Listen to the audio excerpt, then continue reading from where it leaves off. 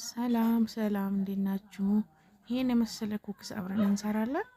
ምርጥና በጣም የሚገርም የሚጣፍጥ ኩኪስ ነው።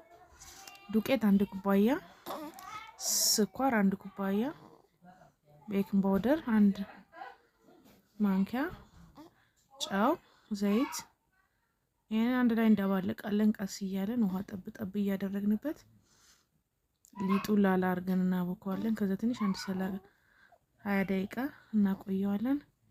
ከዛ እንደዚህ ሊጡን አቆይቼ እንደዚህ ልስልስ ያለ ሊጥ ሆኖልኛል።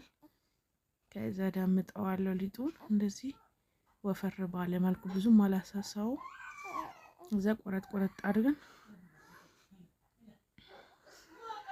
እንቆራርጠዋለን። እንደዚህ በጣም ሲክነሱን እንትን ማለት አለብን፣ ማታተት የለብንም።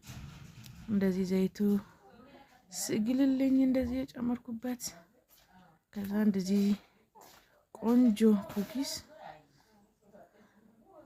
ይጣፍጥና የሚያምር ኩኪስ ሆኖልኛል። በጣም ያምራል።